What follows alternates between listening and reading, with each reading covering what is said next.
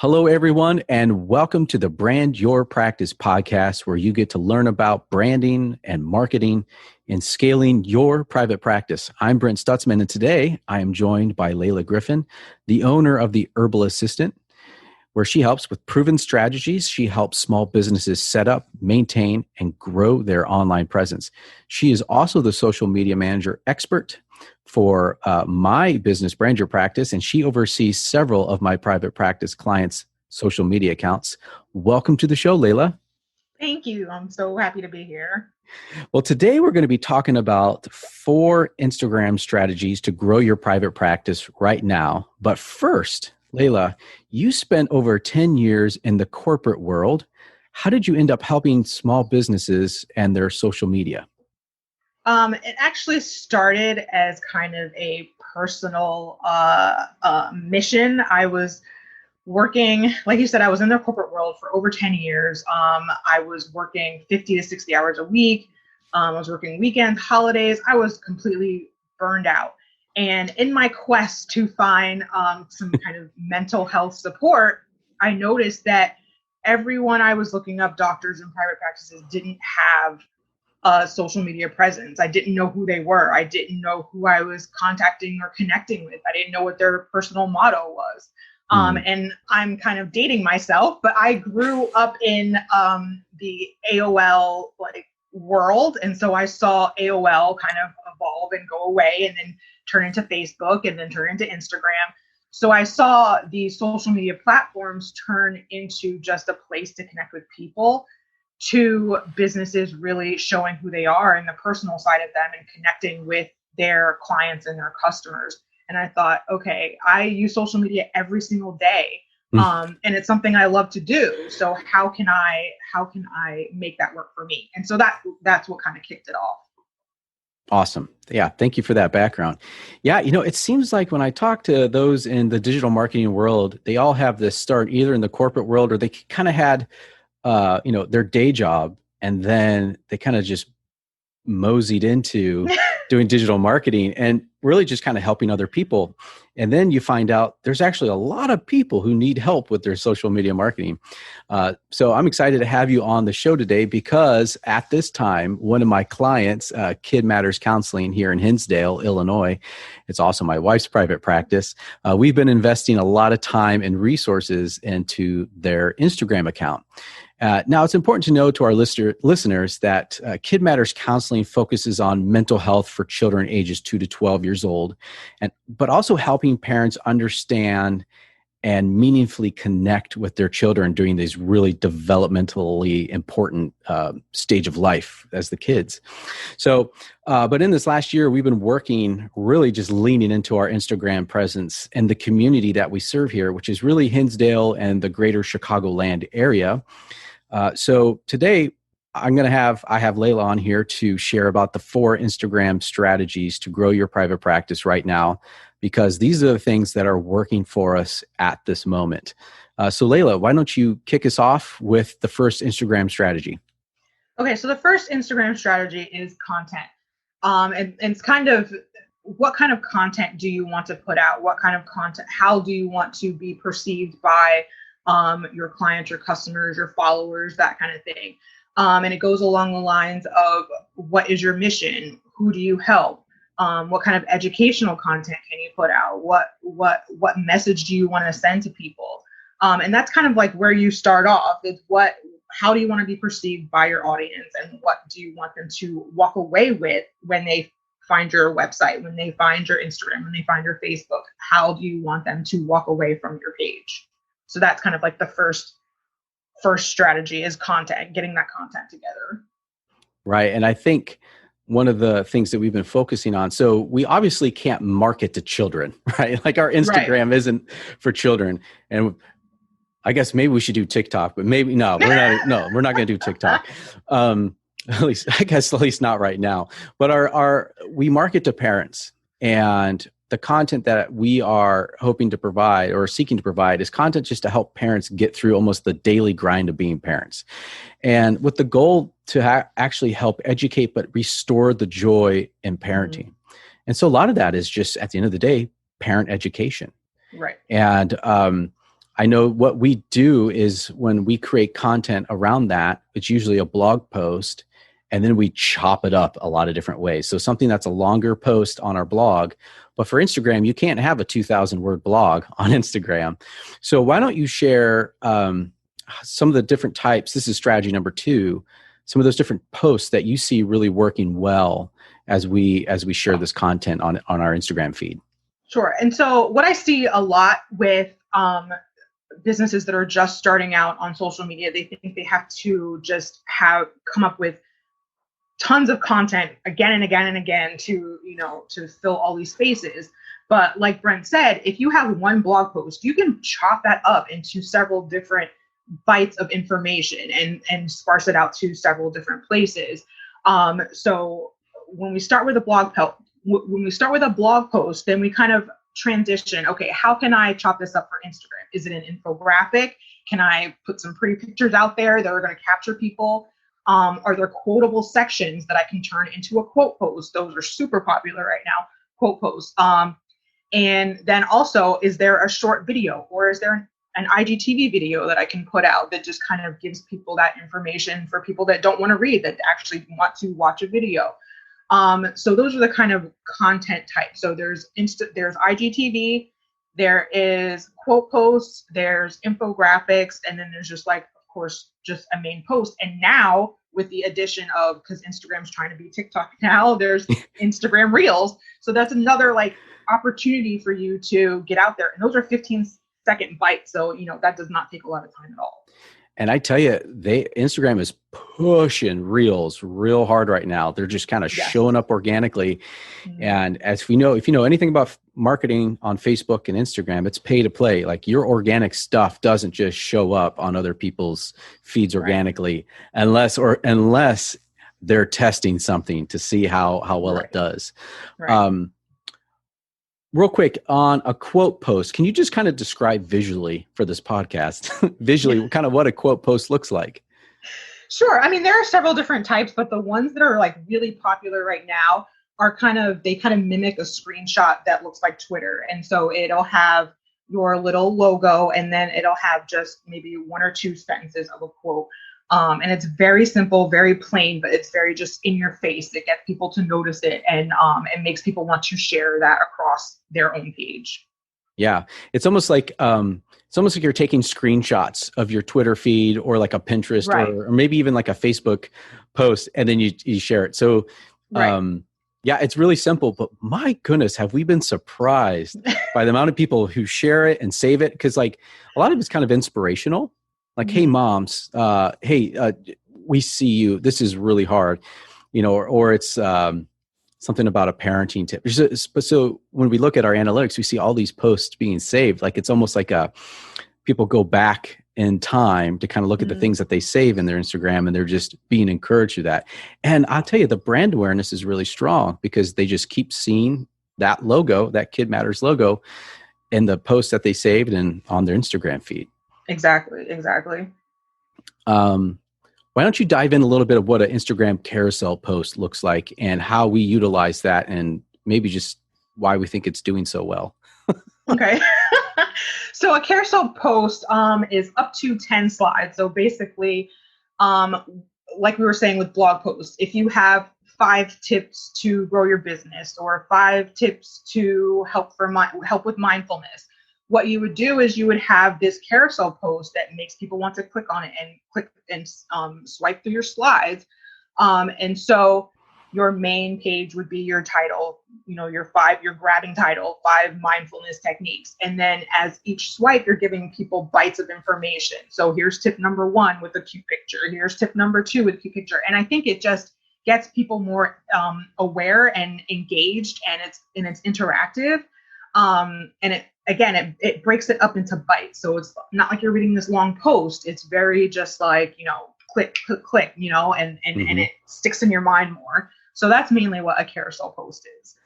Yeah. And if you can imagine design, like we finally created a template, or we tested this stuff over and over again and be like, okay, font size should be around this size. You shouldn't have more than 2 sentences on one of these. And it's very visual, like to the point where we even have like arrows, like we're telling them what to do is to swipe. So we have these arrows, like we're trying to tell the story. Here are the arrows, follow the arrows, keep swiping, swiping open. And then at the end, it's really important that if you're going to do a carousel post, you want people to share it. And so we usually, one of the last slides that we have on a carousel post is like a big arrow pointing down to the share button, say, share this on your stories.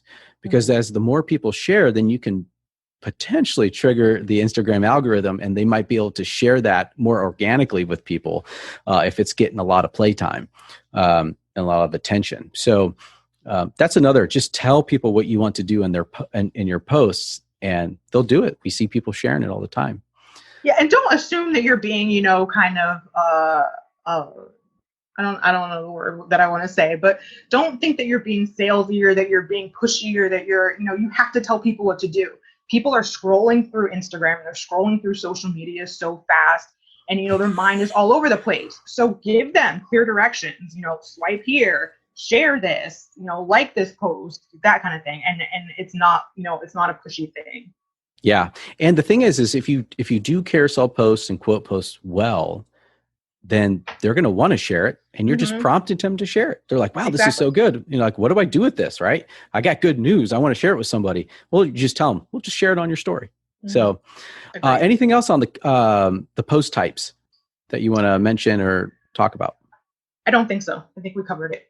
Okay, great. Well, hey, before we go on, I want to remind our listeners, Layla, about a free resource that you can take advantage of today. Look, most healthcare workers open a private practice to help more people and to make more money. The problem is that they lack a clear plan to grow their business, which includes a profitable marketing strategy. And that's why I created the Private Practice Marketing Roadmap.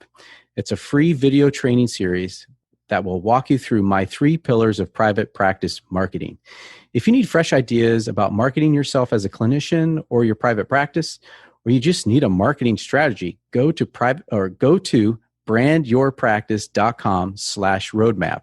It's completely free, and it will help you generate a pipeline of new clients. Just go to brandyourpractice.com/roadmap and get started today. I've also included a link to that in our show notes. Okay, so we're on to our strategy number 3 and number 4. So first, strategy number 3. Take it away, Layla. Okay, so strategy number 3 is engagement. So Instagram is not just about putting out content, it's creating relationships and creating a community. So in order to do that, you have to engage. And I always say you get back what you put out. So if you want 10 likes, you need to give 10 likes. If you want 10 comments, you need to give 10 comments. And how you do that without being spammy is you want to create comments that are relevant to the content that you're looking at. Just like when you're having a conversation with someone, they say something and you absorb that information and say something relevant back. With Instagram, for a comment to kind of quote unquote count as engagement, it needs to be at least 4 words, and that's not including emojis. Oh, really? So you want to, so you want to at least make it 4 words, make it relevant to their post. And then if you're reading if you're reading quote posts that you like, that you find are inspirational, share that to your story. That gives them engagement, and in turn they come back to your page and engage with your page. So it's all about an exchange of information and an exchange of energy. And again, what you put out is what you get back. Yeah, that's so important. I mean, as Kid Matters Instagram grows, we're seeing more and more people interact with our content, and we know it's in hopes that we too would interact with them, and we do. So Layla, if someone has a busy private practice, how much time should they be spending a day engaging on Instagram? Like, what do you think would be kind of a healthy amount to do? I would say minimum is 30 minutes a day. As someone who is an introvert and social media is, kind of, it can be a lot. I would say minimum 30 minutes. You're tired at the end of the day. You don't want to have to spend a lot of time. So 30 minutes. And if you have more time than that, then I would do that. But 30 minutes, yeah, that's fine.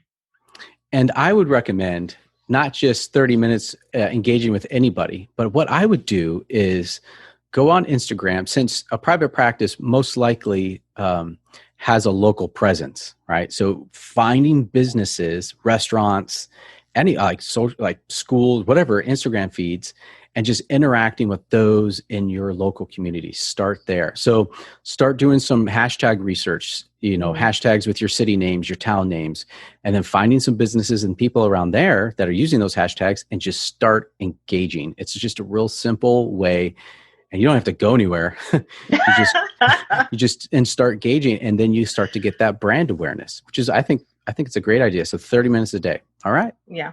And like you said, like you want to be very aware of who you're trying to contact, who you're, trying to engage with. Again, like you said, do hashtag research, go into the hashtags that your clients hang out in, and go and, swim through there and go and comment on that kind of stuff. So yeah. I was thinking about it. Think about it as a lot of my clients, I encourage them to do handwritten notes. And think of it as this way, like, how can you just write an encouraging handwritten note to somebody, but you do it on Instagram? So if it's a local business or it's a local restaurant, I'm just really anybody, just say, hey, keep up the good work. I know this is a really hard time. You just show some empathy. Right. Keep up the good work. I know this is a hard time. Thank you. Thank you for your presence in our community. I mean, man, I tell you, if we got posts like that or comments like that, that would just mean so much. That's so much. So exactly. Just finding ways to just encourage other local businesses and other people in your community can go a long way for people feeling good about your brand, which is really important. Exactly. Okay, should we go on to strategy 4 then? Sure. Awesome. Okay, so Instagram strategy number 4 is how you evaluate success. So this is all determined by what goals you set for your business. So whether that's followers, whether that's growing your email list, whether that's having people sign up for something, that's all going to determine how you evaluate success. I consider followers kind of a vanity metric. So you need something to follow up with that. So yes, you want followers, but what do you want those followers to do? Do you want them to sign up for a challenge so that you can get their email? Do you want them do you want them to purchase something if you sell products, that kind of thing? So what you want is, again, an exchange of information. You're putting out all of this content, you're creating all of this content. What do you need back from your followers? And usually that's an email address. And Brent and I were talking the other day that if Instagram shuts down tomorrow, if Facebook shuts down tomorrow, where are those followers? Do you have their information? Do you have their email? And so that's kind of like a main goal, is to get that email address. And that's how I kind of have people evaluate their success. It's not just followers, but it's what information is your follower giving you so that you can further that relationship. Yes. Yeah. And that's absolutely right. And, we also talk about, we evaluating success. We also keep a little bit of a vanity metric on engagement. Like what percentage of people are engaging with our post. And do you remember kind of the formula we came, because we don't follow necessarily yeah, we created Instagram. Our own formula. We create our own formula because we feel like that better reflects our engagement than what Instagram would say is a percentage of engagement. So can you just share a little bit about how we came up with that formula? Like what's in that formula? Sure. So the basic Instagram formula is followers. It's going to be your followers, your likes, your comments, divided by impressions or reach or something. But that wasn't something that was really working for us. So we wanted to really tackle everything, like who's saving our content, who's sharing our content. Yes, we do want to look at likes and comments, but it's those shares and those saves that hold more weight with the Instagram algorithm and with followers and the content that we put out. So what we do is we calculate the total number of likes, comments, shares, and saves divided by the number of impressions, and that will give you your percentage. And what you want to kind of stick between is 7 and 10% engagement rate. Anything below that, then you need to just figure out what content are you putting out. Do I need to make a change? And anything above that, you want to make sure it's not just spammy comments and that kind of thing. So the sweet spot is between 7 and 10%. So yeah. I like that. How we're like, we're going to do our own because it better reflects what we're trying to do. I'll say this from a social media strategy. I talked to lots of private practice owners, doctors, therapists, whatever. They're like, I need to increase the engagement on my Facebook page. I need more followers in my group. I need these things. And then I ask like the question that we talked about. So what happens after that? Like, are you engaging in that group? Because there's a lot of groups out there, people involved. Like, you have to invest a lot of time. And then, all right, so what do you want them to do after that? Well, I want them to go to my website. Okay, well, is your website ready to receive these people? I mean, is it clear and concise, and does it clearly lead them on a path to get more information as you enlighten them on the products and services that you have and how you can help them? Like, so there's a lot there. And like you said, at the end of I think I heard a marketer say this. He says, like, you don't have a business unless you have an email list. Yeah. And I think that's true to an extent. I think that's really true. Because now we're seeing YouTube and Facebook, like, they're just shutting down accounts left and right, Instagram accounts left and right. And they usually don't always, sometimes people break their policies and they do, but some other times they're just like, wait, what did I do? And there's very little recourse. And then you're hosed. Like, if your business was solely on that. So like you said, try to find ways to get their email address, because then you own that traffic and you have a way to directly communicate them. So our strategy at the end of the day for Kid Matters is to get people to sign up for our newsletter. And so we do things like, and if you go to the Kid Matters account, we have there's a little cool app that we use. It's called Linktree.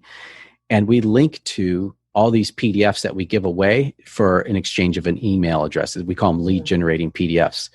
And we've been playing around with that. And man, that's been really successful and growing. So now we can nurture those relationships on email and on Instagram. But if Instagram and Facebook go away, we still have a way to connect with those people.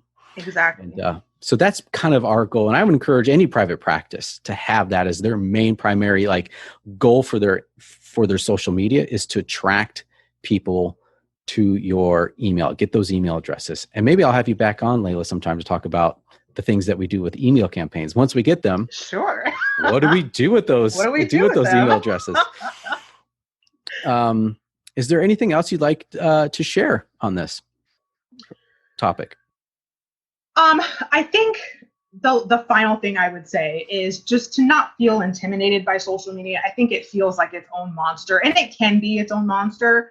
But at the end of the day, it's based on your mindset. If you feel like this is something that you can succeed at, then it is something that you can succeed at. You just have to take the time. And again, you don't have to start with 5 different social media things. Start with Facebook and Instagram and go from there and put out content for that, and then grow from there. Just little baby steps will go a long way. Yeah, that's absolutely right. Because it can be, people are like, I got to be on Pinterest, Instagram, YouTube, Facebook. And it's just like, well, do you even have the bandwidth to manage that? Exactly. But if they do need help managing that, Layla, how can people get in touch with you? You can go to my website, which is theherbalassistant.com, and that has all my social media and everything, and it has more information about me. That's the best place to reach me. Oh, well, great. Thank you so much for joining me today, Layla. You are a joy to have on my team, and my clients love the support that you provide for them when it comes to social media and email marketing. So thanks for being on the podcast today. Awesome. Thank you for having me. I loved being here. I love talking about this stuff. I love it. All right, folks, thanks for listening. If you found the conversation useful, subscribe to the podcast, and please join me again next time for the Brand Your Practice podcast.